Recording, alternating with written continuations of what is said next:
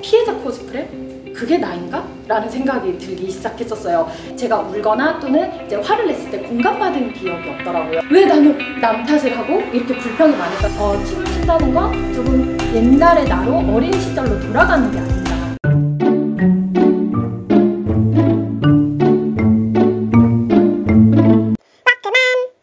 제가 이제 부정적인 감정을 다루는 나만의 방법이라는 주제를 만들어 왔는데요. 왜 이렇게 이 주제를 정했냐면, 보통 우리 약간 부정적인 생각 다들 많이 하시죠. 저는 거의 한 98%가 그냥 부정적인 생각으로 꽉 차 있는 것 같아요. 그리고 저의 기본 베이스가요, 슬픔인 것 같아요. 어제도 울었어요. 그러니까 이게 왜 그러냐면 진짜 왜 그런지 모르겠어요. 그냥 혼자 있는 시간이 너무 좋아요. 근데 그 혼자 있는 시간에 우선 또 뭘 해야 되지? 그리고 그냥 울어요. 그냥 내가 그게 약간 우울감이 있는 기본적으로 베이스를 가지고 있는 사람이 아닐까라고 생각을 했는데, 이제 그게 결혼을 통해서 알게 되었거든요. 그래서 그 결혼 과정에서 이 부정적인 감정을 어떻게 벗어나려고 노력을 하고 있는지, 그래서 이 주제를 정하게 되었고요. 이제 어린 시절부터 얘기가 조금 들어가요. 그럼 이제 초등학교 때 보면 제가 항상 소심했어요. 소심했는데 이 내적에 갈등이 있었어요. 발표가 너무 하고 싶은데 들면 내가 다른 사람들한테 어떻게 보일까, 이 생각을 어렸을 때 했던 기억이 굉장히 많아요. 그래서 나서고 싶은데 나서지 못했던 그 기억들이 많다가 6학년 때 발레를 접하게 돼요. 근데 발레를 딱 접하니까 말은 안 하는데 움직이잖아요. 무대에 서잖아요. 너무 좋은 거예요. 이게 내 거다.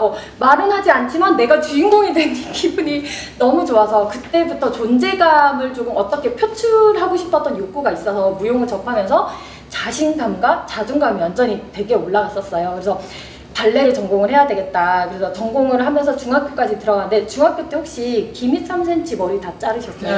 근데 저는 무용을 해서 망을 했거든요. 그것도 너무 좋은 거예요. 학교에 나만 머리가 기니까 막 언니들도 막 내려와서 쟤 무용한대 이러는데 너무 좋았어요. 근데 지금 생각하면 뭐야 이랬는데 속 안에는 너무 행복했어요. 그런데 이제 그 당시에 이제 중학교 1학년, 2학년 때 IMF가 터졌거든요. 터지면서 이제 아버지가, 그때는 몰랐는데 이제 그때 명퇴를 하셨대요. 그러면서 14살 때 외국으로 이제 나가시게 되고, 아버지가 제가 30살에 결혼을 했는데 그때까지 계속 외국에 계셨어요. 그래서 아빠는 그냥 2, 3년에 한 달 정도 쉬다가 다시 가시는 분? 그래서 유년시절 청소년기가 아빠가 그렇게 있었던 기억이 없고요. 그리고 이제 무용을 못하게 됐죠. 아빠가 외국을 나가고 이제 집이 조금 어려워지면서 엄마랑 남동생이랑 셋이 살았는데, 셋이 지내면서 항상 엄마가 슬펐어요. 엄마가 돈이 없다, 뭐 되게 힘들다, 이제 무용도 못해서 자신감이 뚝 떨어진 상태에서 나의 그 청소년기는 항상 너무 어렵진 않았지만 돈이 없다라는 말과 슬퍼하는 엄마가 내 기억에 항상 자리가 잡아 있었어요. 이 기억을 가지고, 돈이 없다라는 그런 기억을 가지고 이제 청소년기를 보냈어요.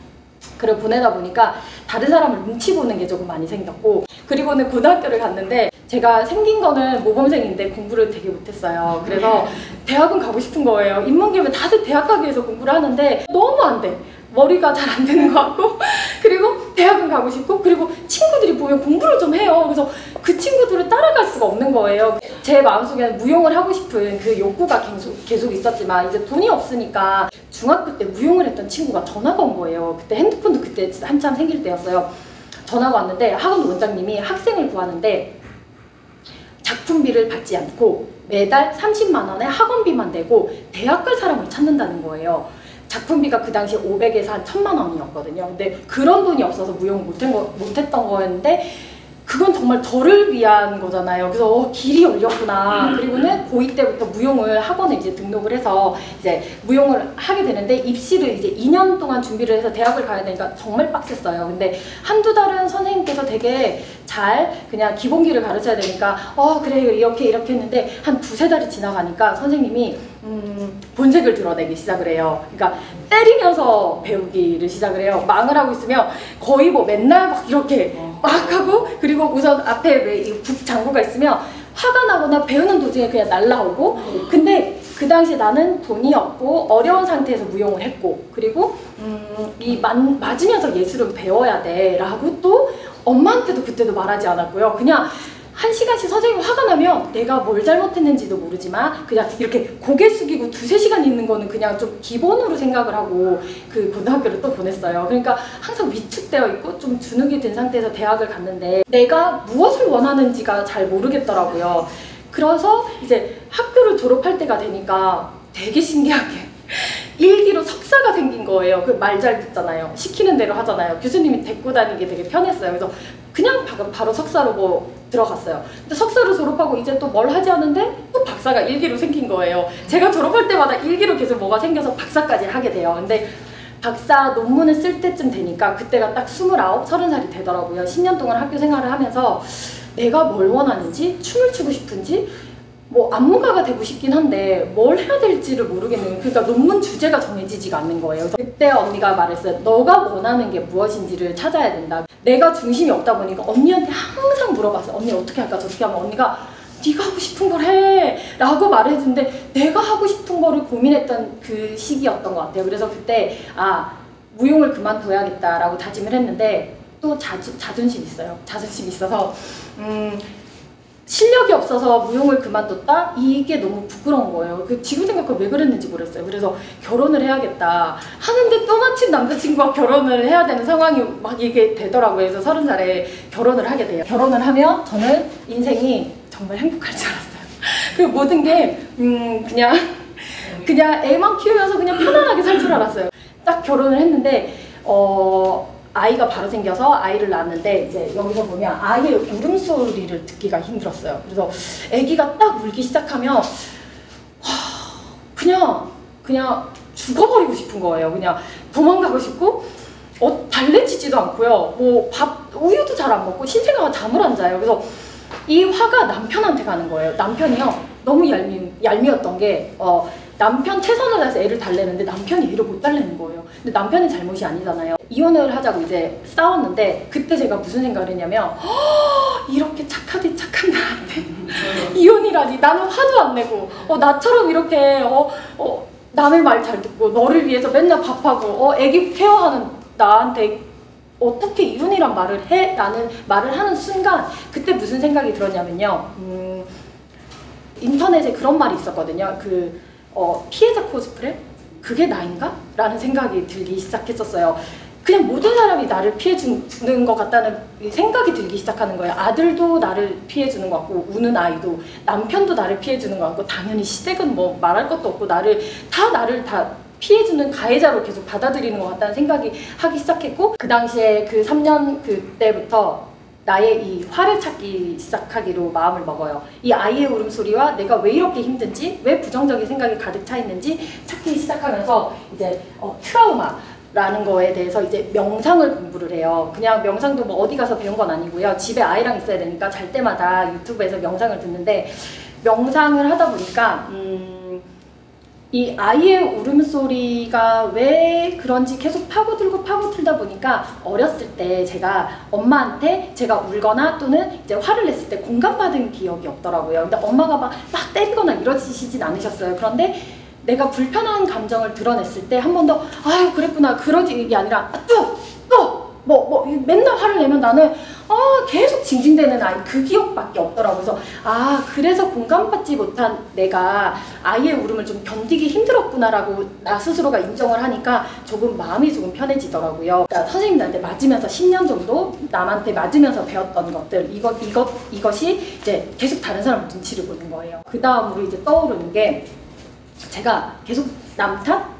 불평? 이것들이 가득 차 있더라고요. 그래서 또 생각을 했어요. 왜 나는 남 탓을 하고 이렇게 불평이 많을까라는 생각을 했더니 이제 경계 목표를 가지고 있는 사람들이 그렇대요. 이제 경계 목표라 함은 힘들면 안 해. 우선 그리고 성공하지 못할 것 같으면 우선 시작도 하지 마. 그리고 무조건 딱 봐서 저거는 내가 해서 욕먹을 것 같아. 그러면 우선 피하자. 이렇게 계속 경계 목표를 잡더라고요. 그래서 이거를 향상 목표로 조금 바꾸려고 노력을 했어요. 틀리면 한번 배워보자. 모르면 물어보면 되지. 이렇게 하나하나씩 조금 말 습관을 바꾸는 습관을 가지게 되었고요. 그리고 이게 마지막, 이제 왜곡성. 왜곡성이 혹시 어떤 건지 혹시 아실까요? 해석하는 거. 해석을 하는데요. 예를 들어서 누가 커피를 마시자고 하면 그냥 커피 뭐 마시자 이래야 되는데 어머 쟤 또 나한테 뭐 이용할 거 있나? 이렇게 생각한 나의 그 해석하는 게 이게 이 해석하는 이 능력이 과거에 해소되지 않은 감정으로 이걸 판단을 한대요. 이런 과정들을 통하다 보니까 지금으로부터 2년 전에 제가 이제 이 문구로 창업을 공부하게 됩니다. 아무것도 하지 않으면 아무 일도 일어나지 않는다. 이 문구를 가지고 그때는 사실 다시 무용을 하고 싶진 않았는데 뭔가를 할 수 있겠다라는 약간 사회에 한 발을 이렇게 내딛고 나가면 다른 사람들하고 좀 소통하는 걸 한번 해볼까? 이런 마음이 조금 올라오더라고요. 그래서 인천 여성가족재단에 전화를 해서 가방을 만들어서 저 가방 만들었는데 좀 도와주세요라고 전화를 했더니 이제 그때부터 정말 많이 도와주시더라고요. 그때 이제 박은정 대표님을 멘토로 만났어요. 가방 전문가다 보니까. 그래서 만나서 이제 도움을 받기도 시작했고, 그리고 사회적 기업 육성 사업에 선정도 됐어요. 그리고 나서 이제 또 대본을 한번 볼게요. 네, 그러고 나서요, 이제 저의 이제 묵은 감정들, 이제 이런 감정들이 해소하고 나니까 그 자리에 조금씩 좋은 에너지들로 차는 느낌인 거예요. 그래서 저희가 이제 그린앤 프로덕트에서도 알바를 작년에 해보라고 하시더라고요. 근데 사실 처음에 또 그냥 제가 습관적인 두려움이에요. 또 가서 내가 잘 할 수 있을까 두려웠는데 이제 대표님이 그냥 한번 해보자 라고 했는데 그 과정에서 대표님이 많은 걸 가르쳐 주었는데요. 모르면 물어보는 거를 완전 몸소 그냥 모르면 물어보면 되더라고요. 이 자료를 잘 모르겠으면 전화하면 거기서 다 알려주더라고요. 그러면 적으면 된다는 걸 너무나 알게 되면서 좀 서류에 대한 두려움이 없어졌고요.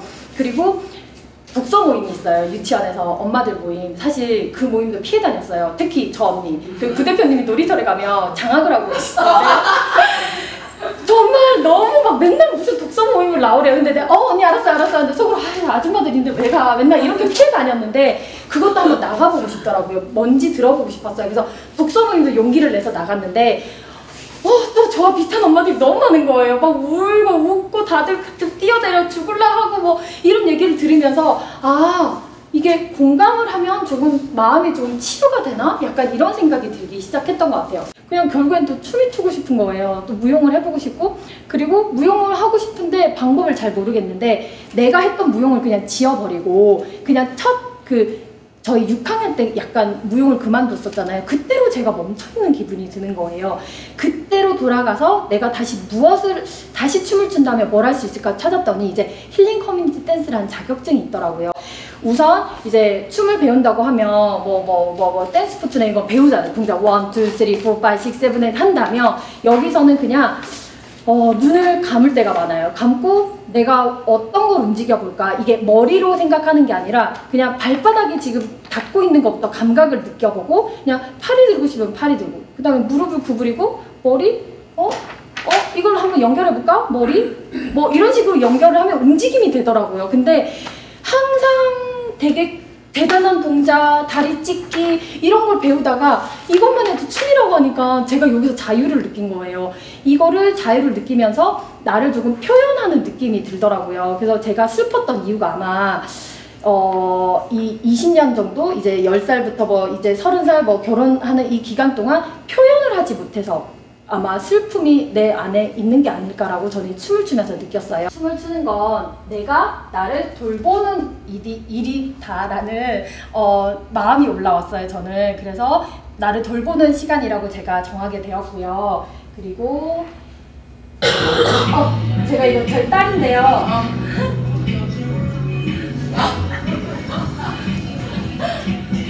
이거밖에 몰라.